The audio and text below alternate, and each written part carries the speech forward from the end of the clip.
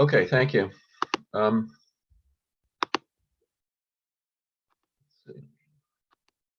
Okay, so what I'd like to do here is to summarize recent developments on constraining the equation of state at relatively low densities, below about twice the nuclear saturation density.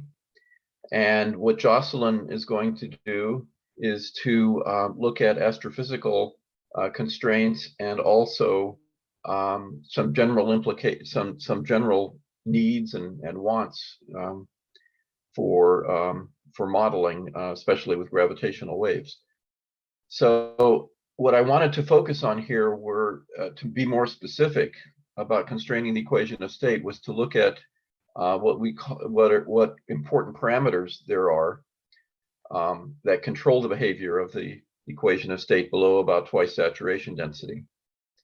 And these include the parameters I've listed here. The B is the bulk binding energy of symmetric nuclear matter, which is about 16 MeV. And we have the saturation density, which is about 0.16 baryons per cubic Fermi, or 3 times 10 to the 14th grams per cubic centimeter.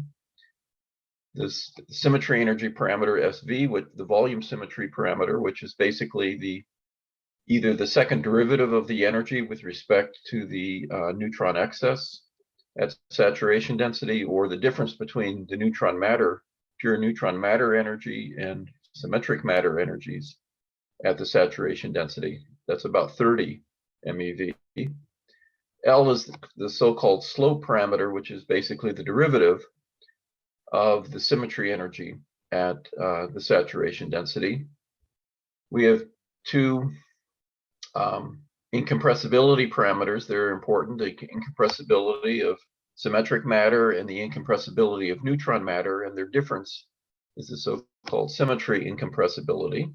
So these are basically the second derivatives of the energy at the saturation density.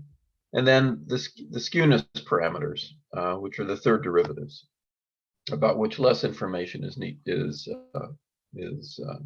known. Jim, can I interrupt you and ask, yes. Can you define the saturation density for those of us who are not swimming in nuclear physics? Sure.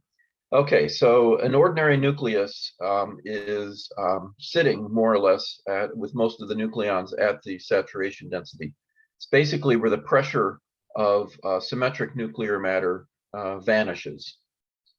The nucleus as a whole can be considered to be under zero pressure since it's exposed to a vacuum. So the nucleonic matter in the interior finds its most energetically favored state, where it has the maximum binding energy, B, at this particular density.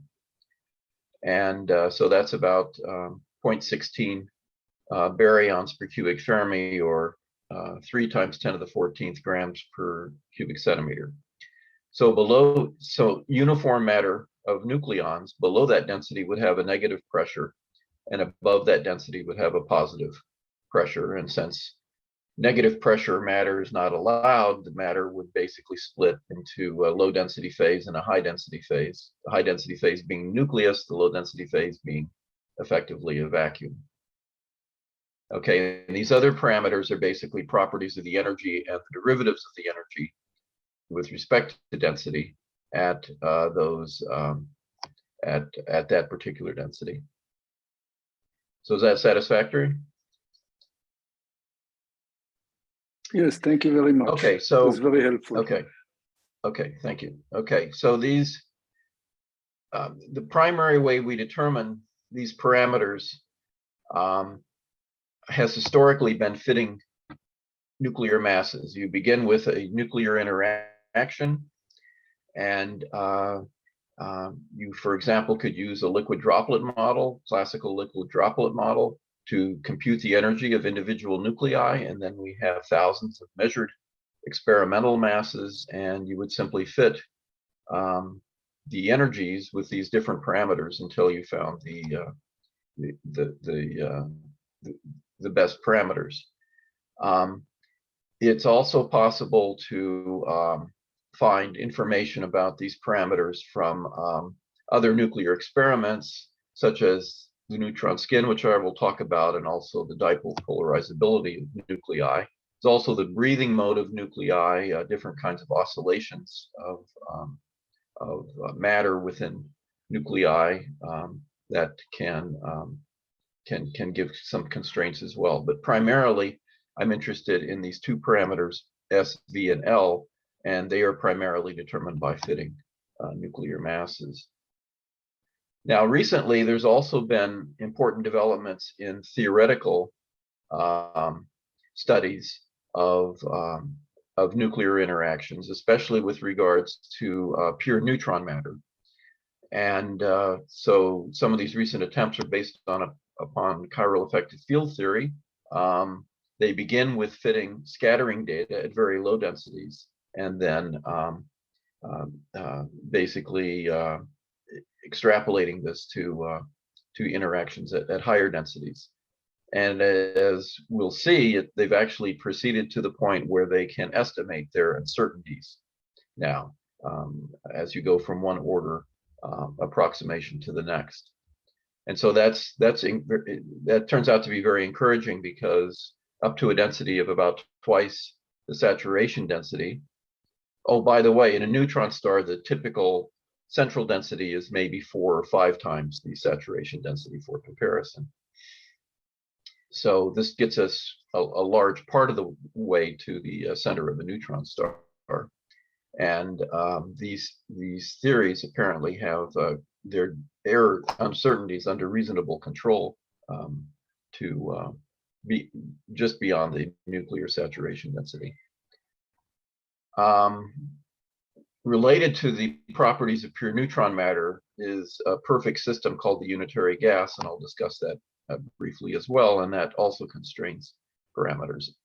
There have been some new developments in the measurements of the neutron skins of nuclei, and that has interesting, the results are both interesting and have interesting consequences. The second part of my talk, which will be much briefer, is going to be a summary of the kinds of equations of state that are available for astrophysical simulations. This is a rapidly evolving field, and for example, the previous talk by Andrew Steiner described some new publicly available equations of state.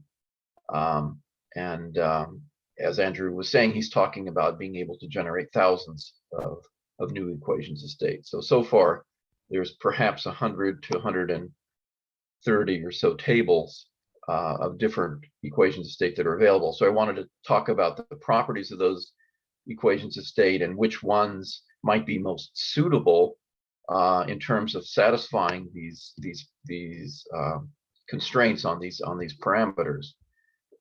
But as Jocelyn Reed is going to emphasize, we also need equations of state that have some diversity, not just with the best values of the parameters as we can measure them, but also giving some range to those parameters so that the astrophysics can constrain them in a separate direction.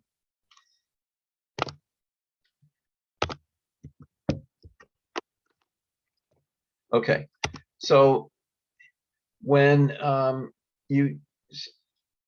so there have been many different kinds of nuclear interactions that have been developed over the years.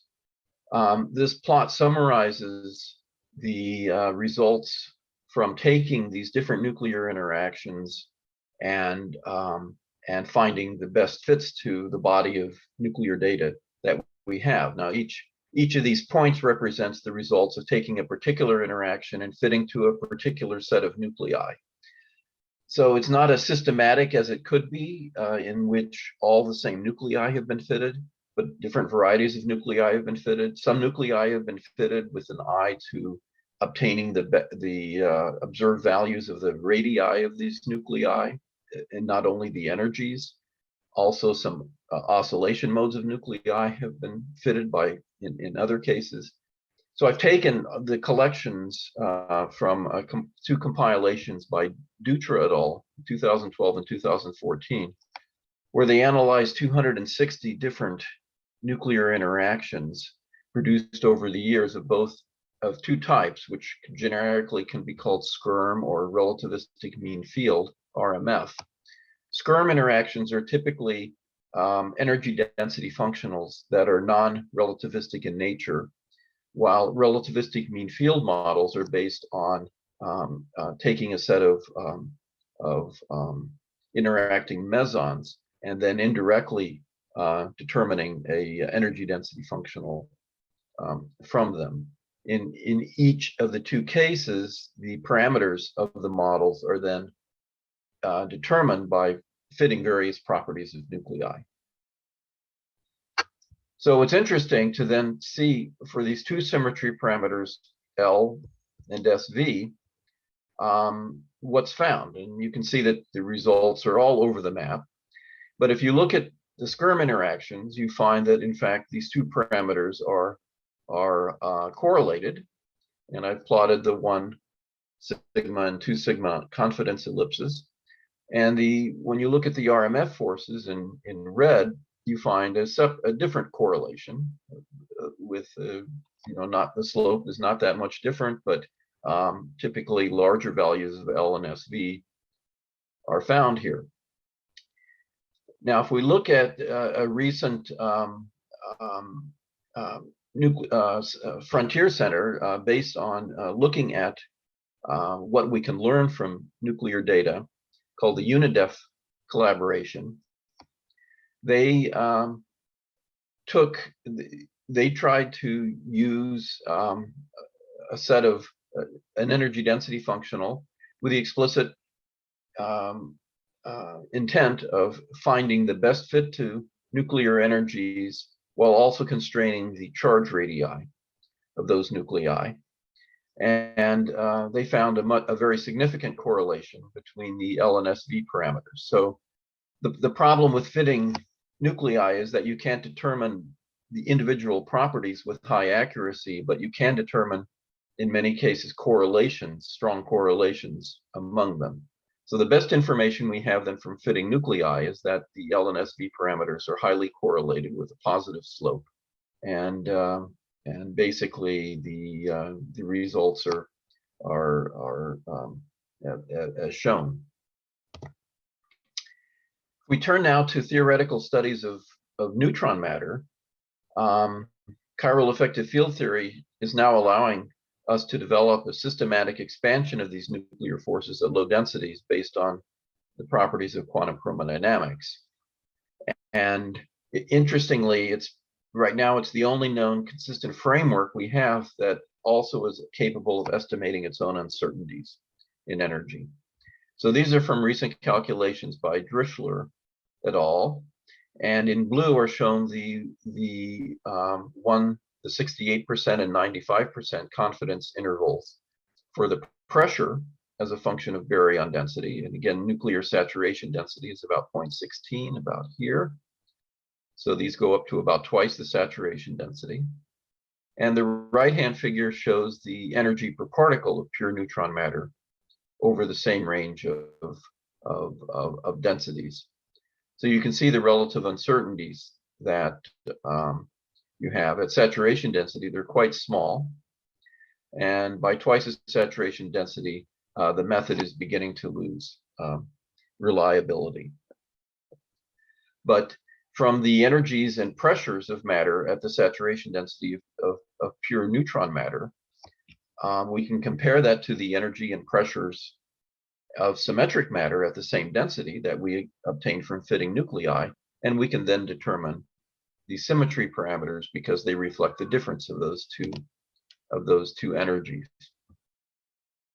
Before describing, so the results for the L and SV parameters from fitting from the chiral effective field theories, of which several have been proposed, give values for these symmetry parameters in this relatively small range, indicating by these different colors, brown, gray, and magenta here.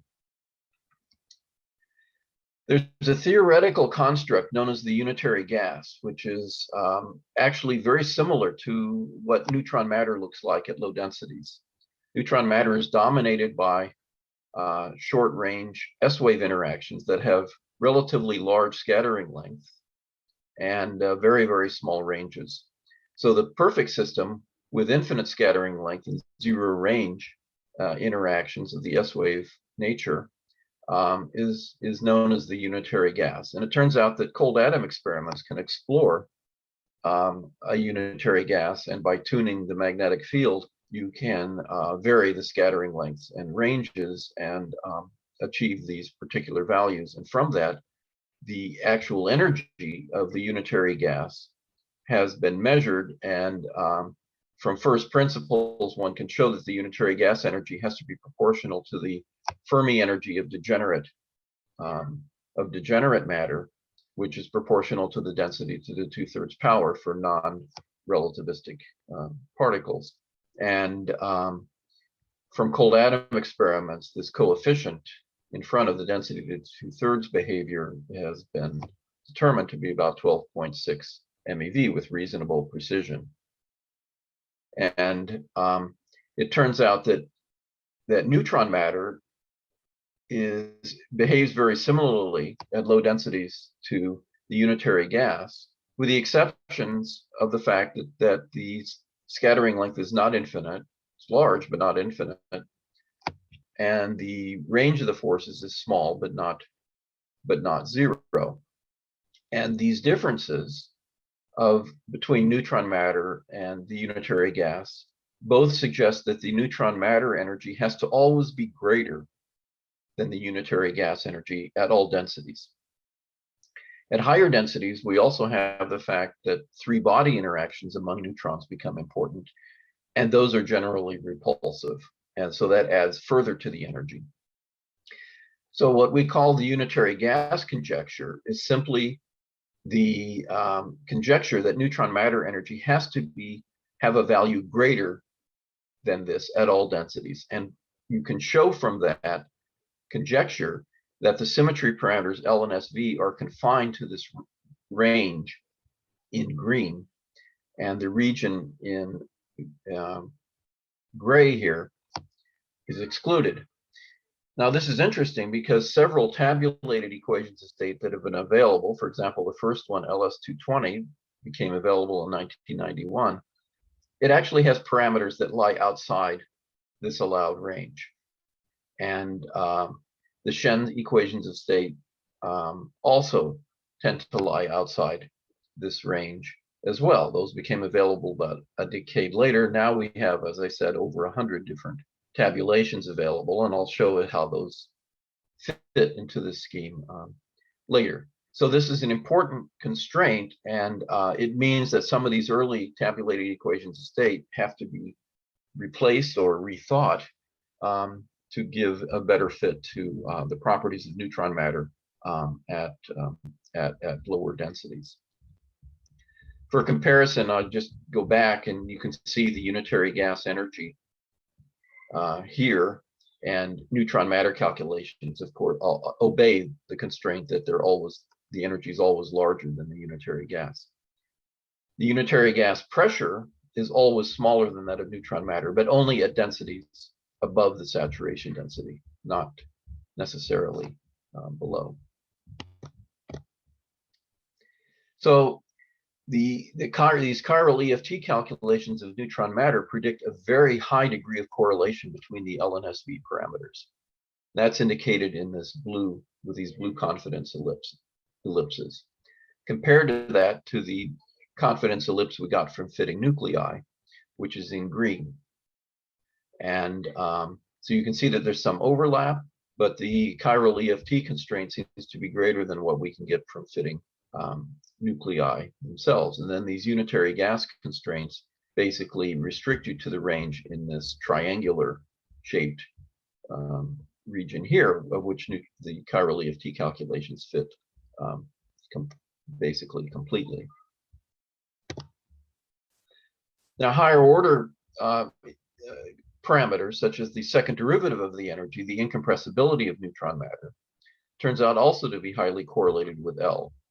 And again, from fitting the body of data from fitting nuclei, we get the black SCRM confidence ellipse and the red RMF confidence ellipse from fitting these 260 different forces to nuclei.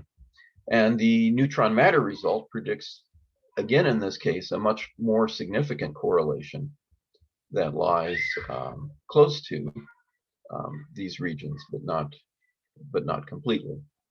So our best information right now is that from these neutron matter studies, we're getting a very good handle on these different nuclear parameters, SV, L, and Kn, and we're limiting their ranges significantly compared to what we could do a few years ago.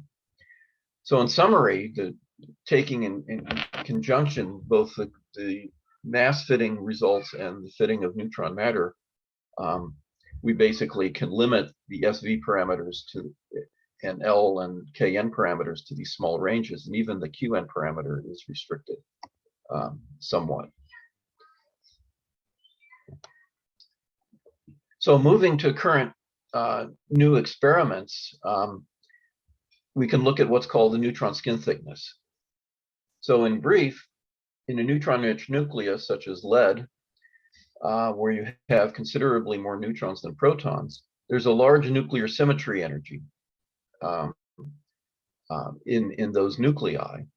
And to reduce the positive nature of the symmetry energy in a nucleus, the neutrons prefer to be pushed out relative to the protons. So the mean neutron radius in a nucleus is larger than that of the protons if the nucleus is asymmetric. And so the mean square difference of these radii, it's called RNP, turns out to be very highly correlated with the slope parameter L of that symmetry parameter.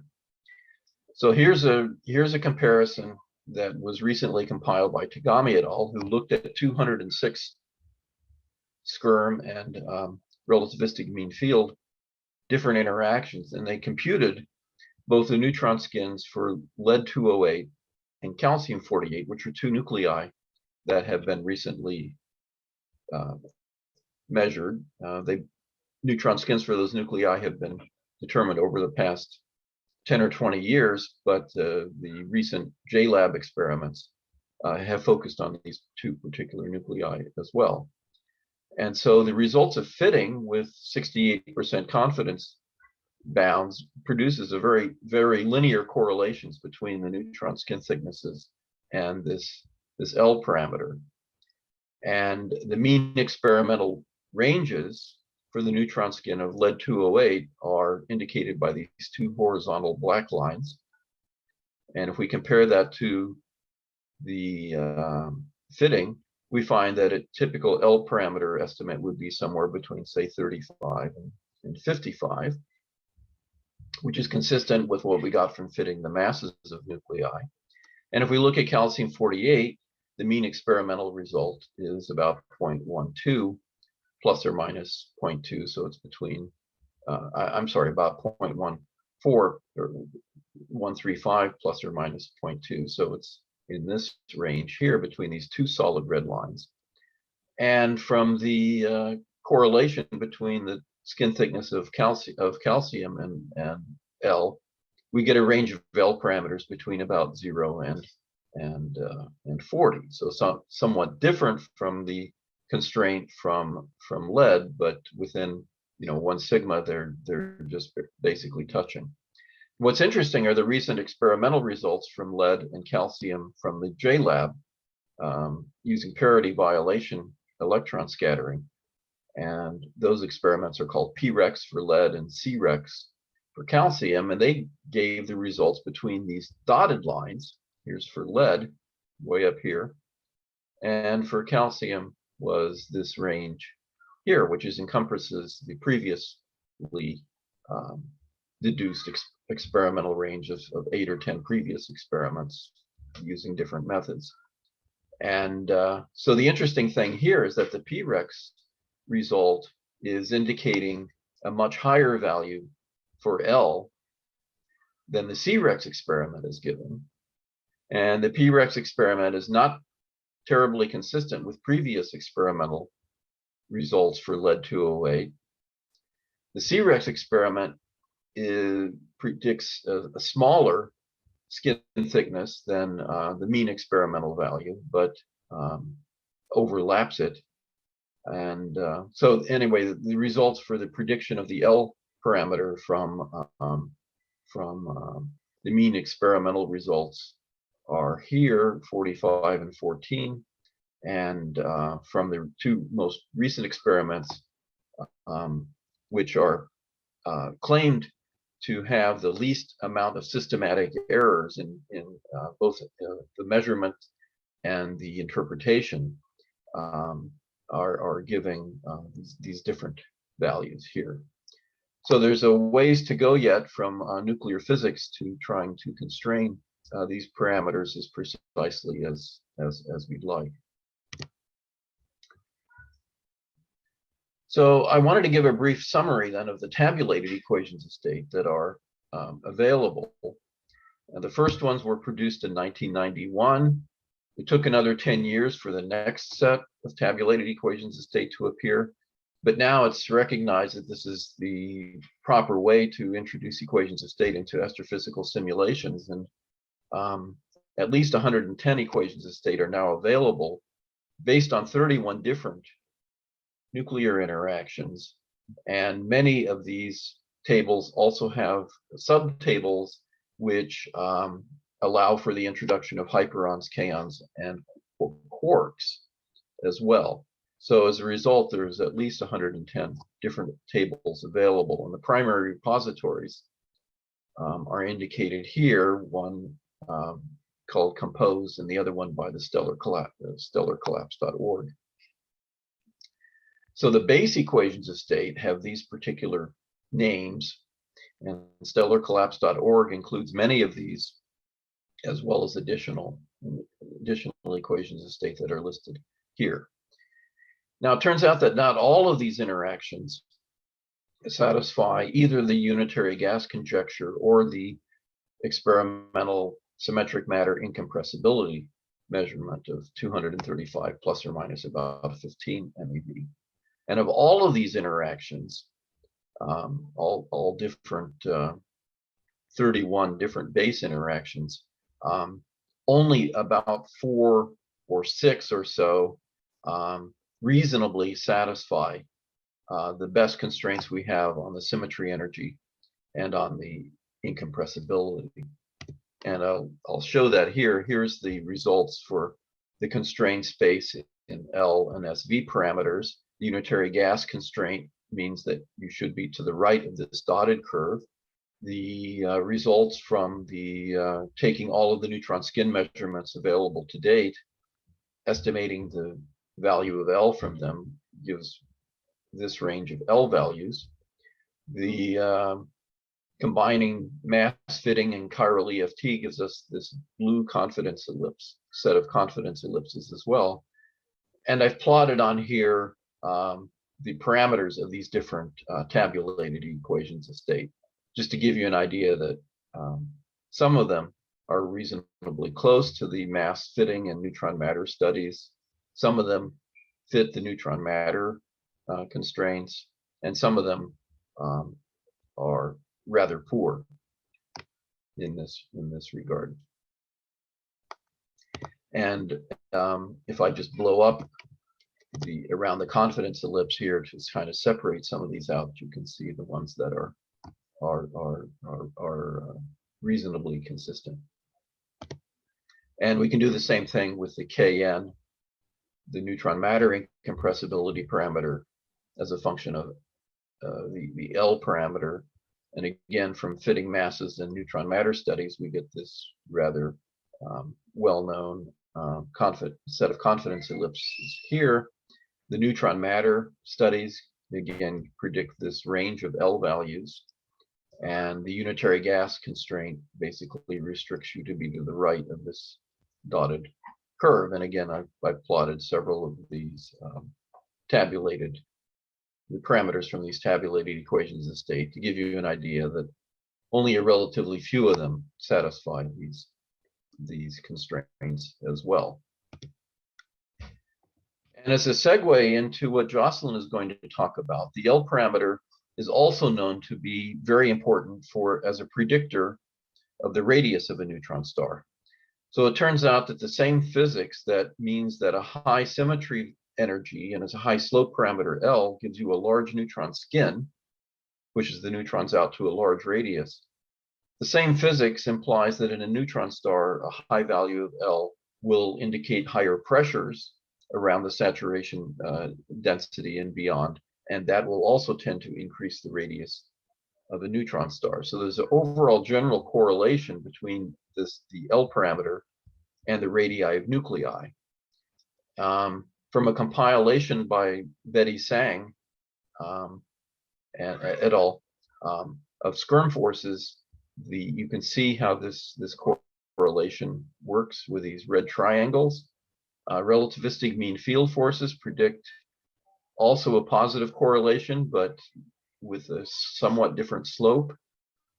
The green circles here are the results from several of the tabulated equations of state that I was able to find.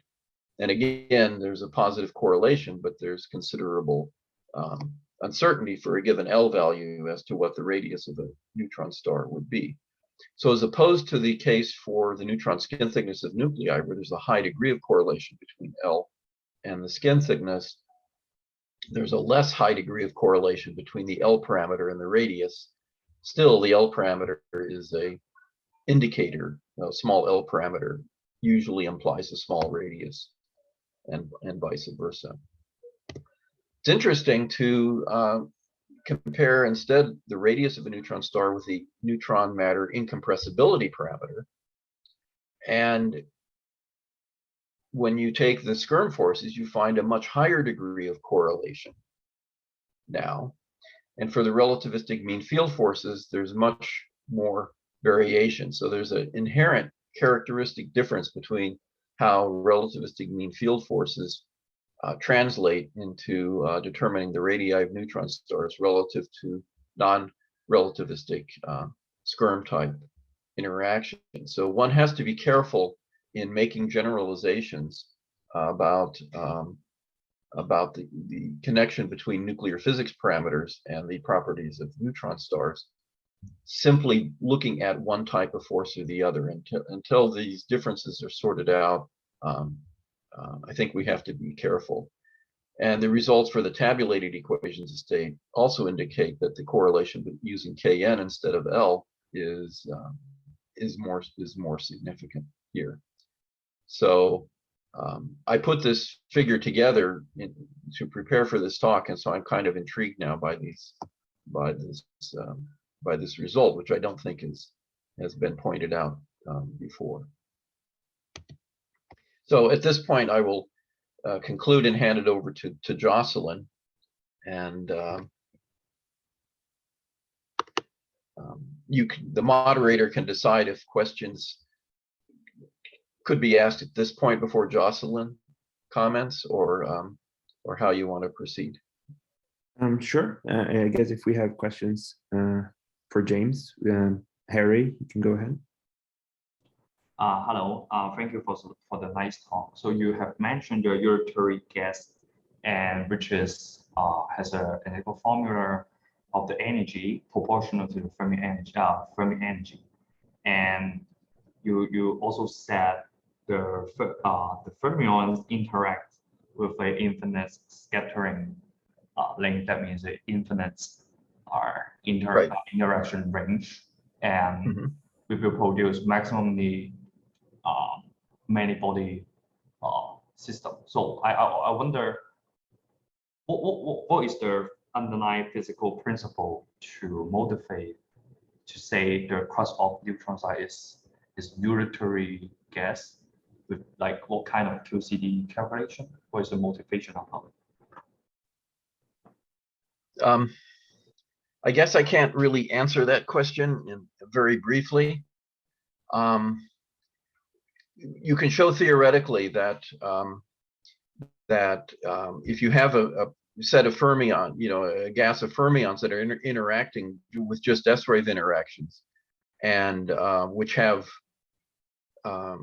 can be characterized by a scattering length and a range, that if you go to those two extremes, that the energy ends up simply being proportional to that of a degenerate Fermi, of a non-interacting degenerate Fermi gas, and with this factor of 0.37 being the ratio. And other than that, I can't give you a more physical intuition Okay, thank you. about that. Okay. So I guess we're already half past the hour, so I think it might be a good idea to just let Jocelyn Yes. I'm start sorry, her. went over a little bit there. No worries.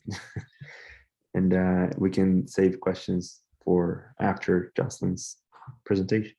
So please, Jocelyn, take it away. Sure. Can you see my slides here? Yes, and we can hear you just fine as well. Wonderful. Yeah. So I realized that a lot of the discussion that I wanted to inspire was started in some sense by Andrew's talk just a little while ago today. So I'll be pretty brief so as not to go over a lot of the same results again. But I wanted to focus a little bit more on sort of discussion points rather than the details of the method by which we infer constraints on the equation of state from astronomy, and talk a little bit about how I personally see the interface between gravitational wave observations and cold equation of state in a way that I think is generalizable to other questions of simulation and equation of state inference. So just as a background, as I'm sure folks are aware, over the last 5 or so years, we've really had an explosion of astronomical information constraining the way we think about neutron star matter. So specifically here, I'm speaking of the high density cold beta equilibrium equation of state, which can be jointly constrained by radio observations, gravitational wave observations, X-rays, optical follow-ups, gamma ray, and just sort of this whole suite of observations, not only of the transient neutron star mergers, but steady pulsars in our galaxy and timing or bursting X-ray sources. So from this framework of astronomical observations, now there are multiple groups that are working in different frameworks and exploring the modeling implications within these different frameworks of translating astrophysical information into specific equation of state constraint. Here again, the beta equilibrium cold equation of state. So these are two examples that have come out sort of in the last year or so, where perhaps the broadest consensus that there's a reasonable handling on the modeling uncertainties of the astronomical observation interpretation, we have the masses, the maximum mass observed by pulsar observations, the gravitational waves, primarily with information from the first neutron star merger 1708-17, and the two NICER pulse profile modeling observations observed in X-ray. And these generally, in whatever framework you want to describe the equation of state, generally give us a step-by-step constraint where first off, the existence of heavy pulsars means the density or the pressure must be high. The gravitational wave observation says that the density at around 1.5 to twice nuclear density can't be too high. And then the NICER X-ray results say, but it can't be too low either. And so we're actually beginning to narrow in these typically presented 90% confidence intervals of pressure as a function of density coming from the equation of state inferred from the observations. There has also been a broad effort by multiple groups to bring in information from the kilonova, the optical counterpart, and other associated electromagnetic observations. So these are two examples from Pang et al. And Regemakers et al. That again bring in multiple sources of astronomical observation and show some sort of constraint coming out. So in terms of the framing, which most people are familiar with, these results are usually interpreted as limits on the radius of a 1-point solar mass neutron star, which are broadly approaching a consensus of around 12 kilometers, plus or minus less than 1, maybe. And a maximum mass of neutron star possible for neutron stars that's not too high, although that maximum mass is perhaps less observationally certain from the modeling dependence of the existing constraints. I wanted to emphasize, though, that astronomical observations do not only give useful equation of state information for choice of simulation.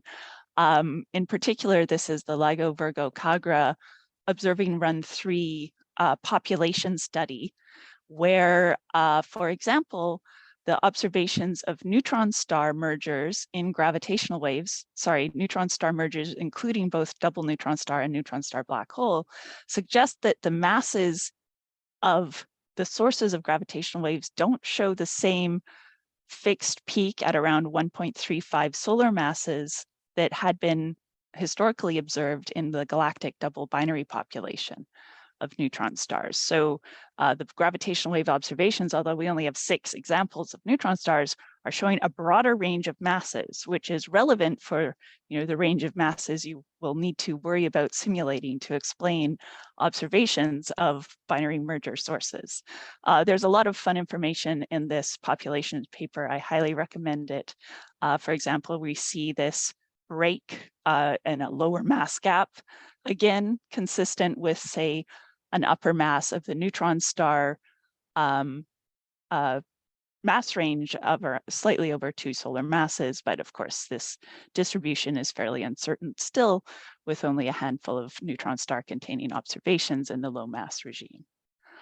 But I wanted to specifically caution on the care that should be taken with taking, say, these 90% confidence intervals and picking an equation of state that simply lies within the band. So this is a specific example. If this is the example of the spectral equation of state constraint back from 1708-17 and pulsar masses alone, each of these individual candidate equations of state that was compared to the joint astronomical data is compatible with, say, a maximum mass being greater than twice the mass of the sun, supported by the pulsar mass observations. However, if you do this 90% confidence interval type extraction from the set of equation of state tables, that does not support the required maximum mass that each individual equation of state supports. So this is a general aspect of high dimensional parameter spaces characterizing our observational results that needs to be taken into account for use. So one particular way you can handle this is with model comparison that can, say, favor specific equation of state against others. But more generally, one would also want to consider that to calibrate the models used to interpret astronomical observations, you need to extend well beyond the best supported equations of state that agree with current observations. So for example, on the gravitational wave astronomy side, both the observations and the theory favored a region of limited compactness, even out to previous equations of state proposals that are now disfavored. The inference of this distribution required models calibrated well beyond the range expected for the simulations, for the equation of state properties. So for the purposes of model fitting, if you want to use simulation information to calibrate the interpretation of observations, this absolutely must be done beyond the range of the best fit parameters from observation.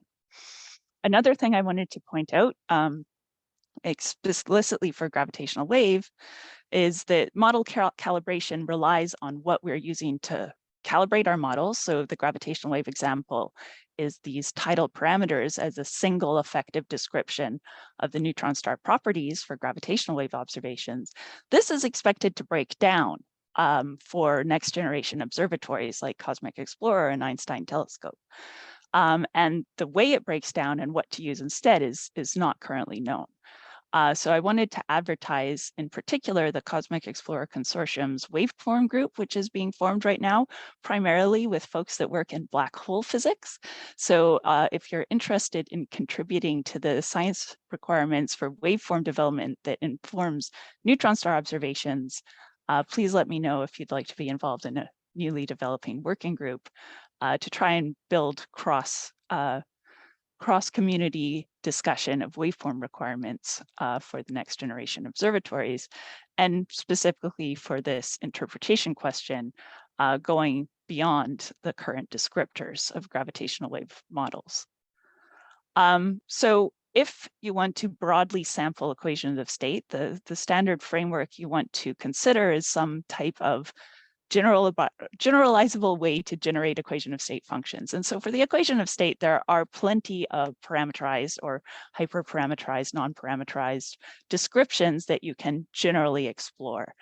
In particular, if you want astrophysical constrained results, there's two examples here, one with a polytrope or expanded parameterization framework, one with a Gaussian process framework, which give you a full set of tabled equations of state that sample the astrophysically informed distribution. So these equation of state releases on Zenodo give you that full distribution. As I mentioned, that doesn't necessarily mean this is what you want to simulate.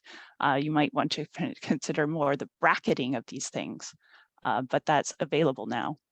Of course, that does not consider thermal composition or out of equilibrium considerations. So there's this nice parametric method from Raethel et al. And some examples for supernova simulations, and Andrew's very nice framework developed in the UTK group based on the Do It All results, tabling equation of states, which are both a fiducial model and with variation of key parameters to systematically explore the space. So I will stop there to hopefully allow for questions on how to handle the range of theoretical and astrophysical information that's becoming available. This is the last slide I had prepared. So maybe I'll stop sharing for now so folks have a chance to ask questions and I can reshare if needed. Thank you so much for that wonderful presentation. Do we have questions for Jocelyn? I don't see any questions in chat at the moment.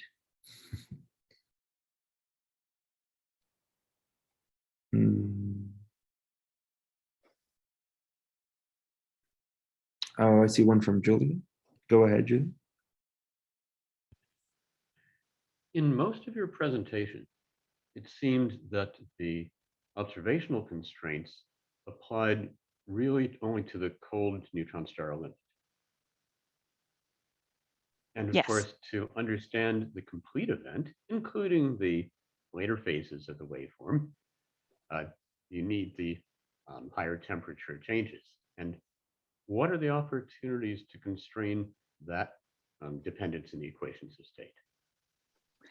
Right. So I think Andrew discussed this a little bit. So our current observations, the most, let's see, well modeled, or where the modeling is best understood, come from the cold equation of state dependent observations of the in-spiral gravitational wave and the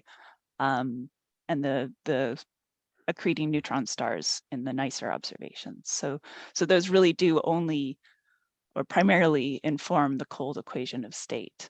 The optical interpretation does go a little bit beyond that, but generally within the uncertainty bars, it's dependent on calibrations or universal relation type relationships.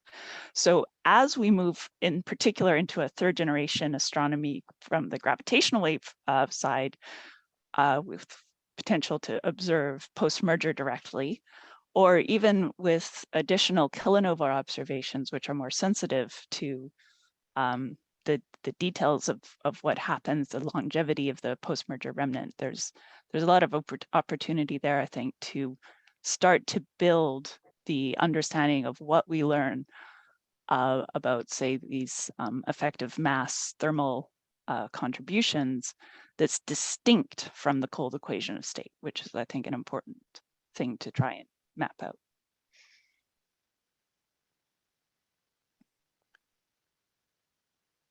I have Raul with his hand raised.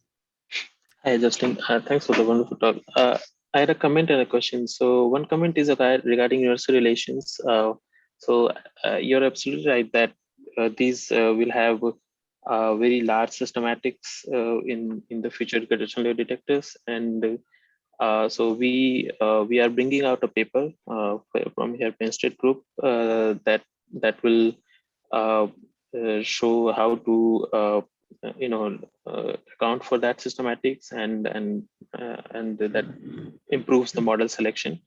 So just a comment about that. And I wanted to ask your comment about when you said about the different ways of parameterizing equation state.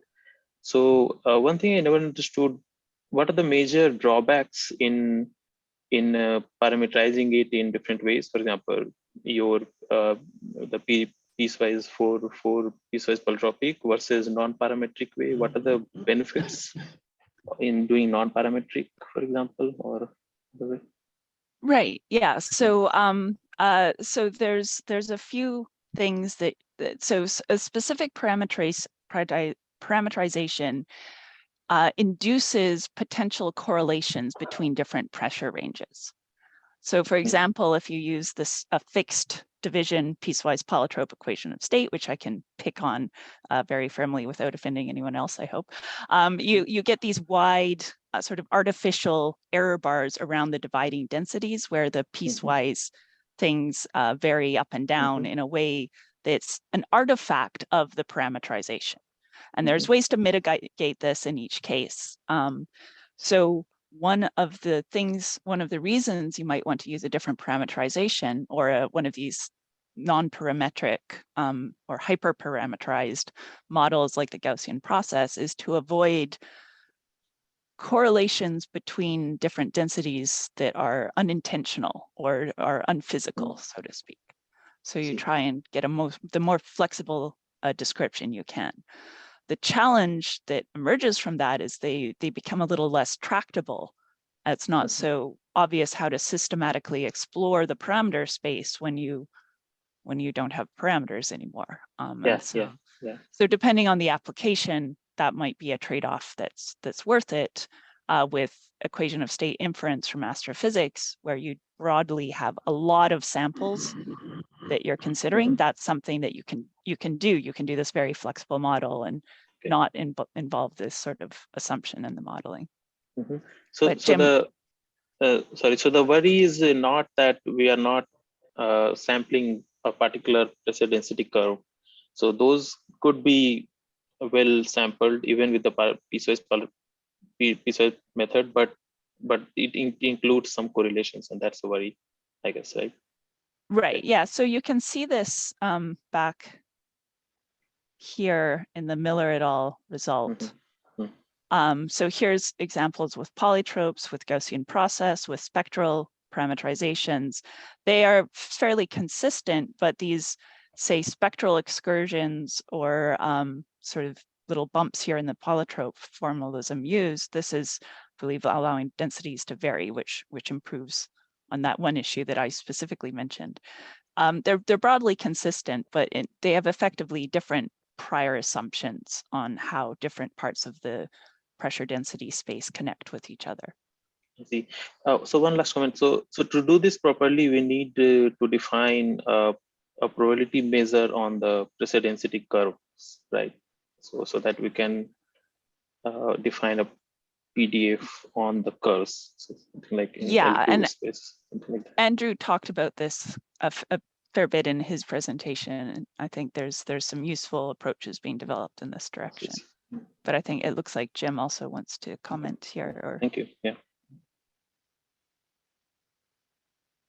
So I wanted to comment on two things about this. The non-parametric formulations is that they still have some prior bias in them. For example, the most widely used scheme now tends to favor results that bunch towards high sound speeds, because the prior function that's used puts a lot of weight on sound speeds close to the speed of sound, close to the speed of light. And secondly, I think that we can do more. We can take more of the results from nuclear physics to constrain the lower density part of the equation of state more. And so the figure that's up on the screen now shows that there's still quite a bit of width or height to the uncertainty region, which is artificial because I think those constraints haven't been fully included. And of course, one can argue Yes. about what weight you put on them, but I think we can do better. And once we restrict the lower densities, I think that will translate into smaller excursions at higher densities as well. So yeah, just so wanted to make this those 2 points. Yeah, this example has very little constraint at the low density here. So it doesn't have any of the information Jim talked about folded in. This is where the astrophysical information is coming in. And so this wide uncertainty is not state-of-the-art knowledge, including the low density information. It's specifically focusing on information from astronomical observations. Thank you.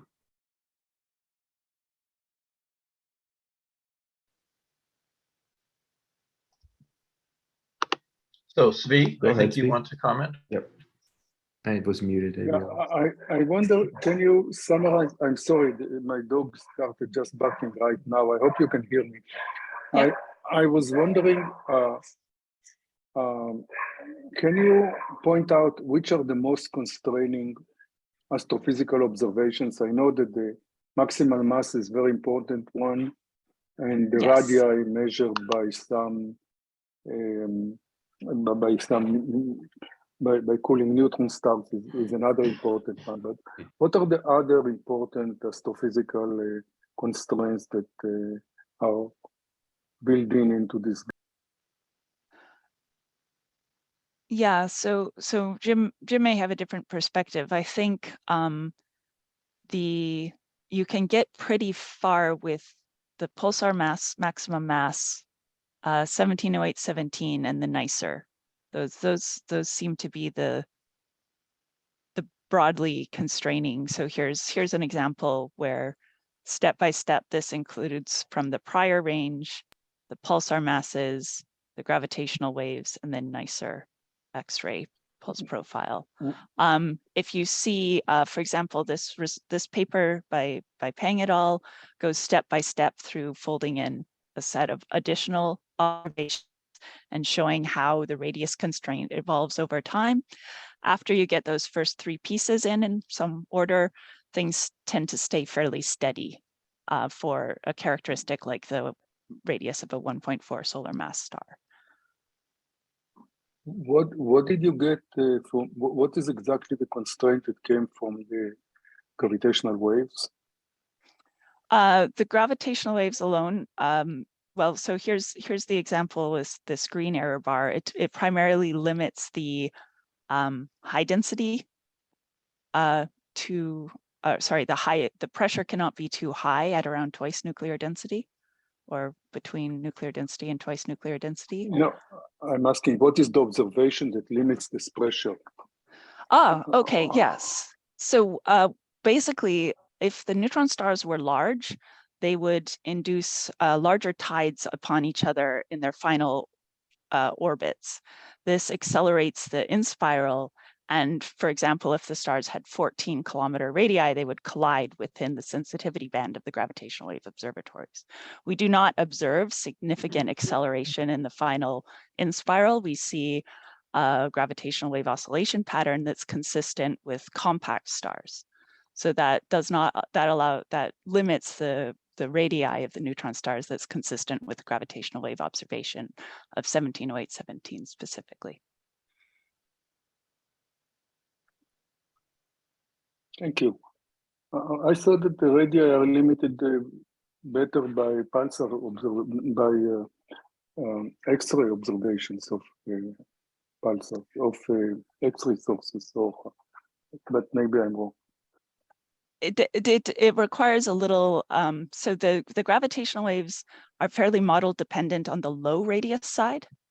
But if you plot, for example, the mass radius contours that come from common equation of state assumptions and some speed of sound type limits, and the gravitational waves, the error bars are small, smaller potentially with a little bit of assumption compared to the pulse profile results. Yeah.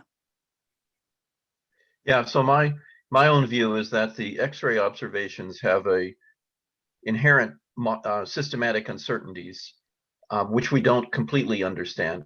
There's things like photospheric radius, expansion bursts, quiescent sources, and globular clusters.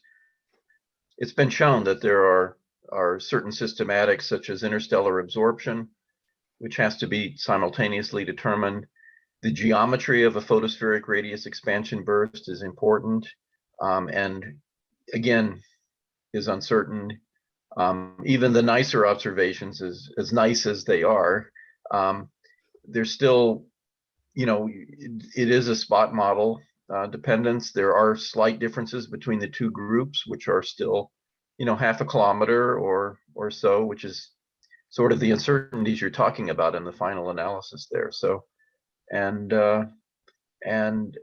some of the nicer sources may be difficult because the spots are so small, and the stars are also relatively small. So the relativistic effects is not as large as they would be if that wasn't the case. So anyway, with time we will accumulate many more sources, and those systematics will shrink, and that's also going to be true, of course, with the gravitational wave observations. In addition, we will have moment of inertia measurements, hopefully, to complement both of these alternatives. I think Julian might have a comment or Yeah, question. okay. I have a question about the internal dynamics of the merged neutron star. And so far, the discussion has been very much focused on the equation of state. And I've been thinking about what controls what bulk properties, to phrase it as internal velocity coherence. Is there such a thing as something that's effectively a conventional viscosity, or are the mechanisms different?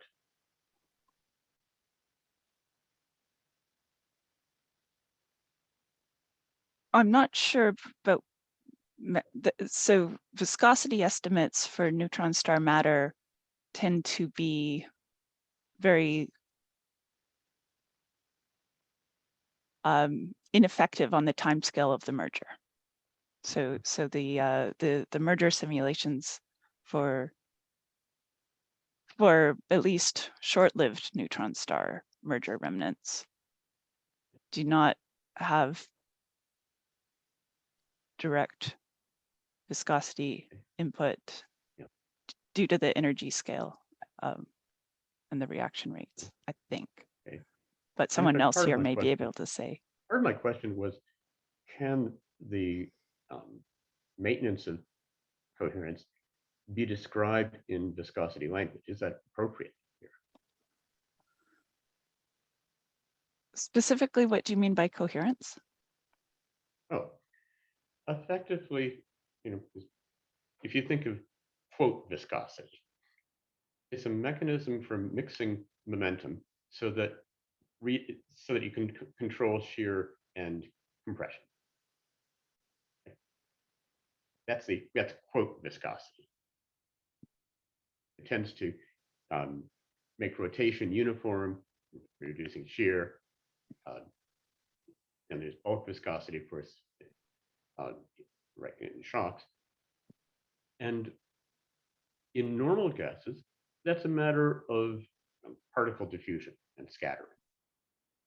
And my question is whether that picture of controlling or limiting velocity differences whether the dominant mechanism really is just ordinary diffusive transport, or whether they're longer range coherent effects. This is my ignorance of the nuclear density scale physics here.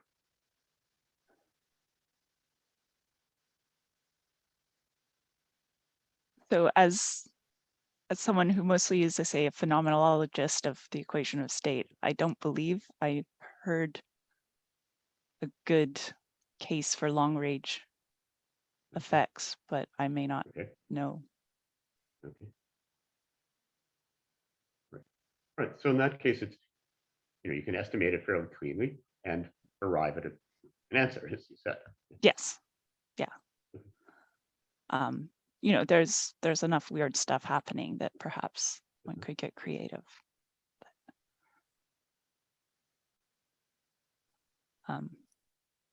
Yeah, to a good approximation, the viscosity estimates do not tend to affect the transient merger phase on the short duration of tens of milliseconds, which is the most expected scenario with our modern astrophysical constraint assumptions about the matter properties.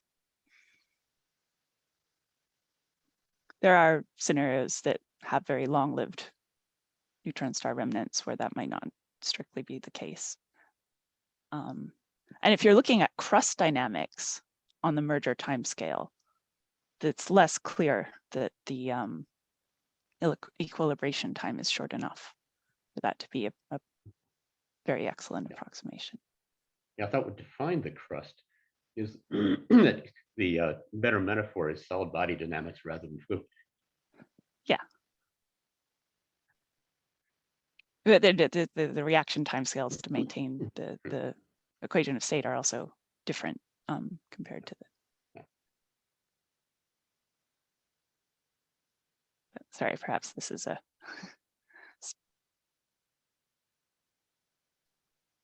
Do you have any other questions for James or Jocelyn? If not, so I would like to thank all the speakers today for their talks and for leading fruitful discussions.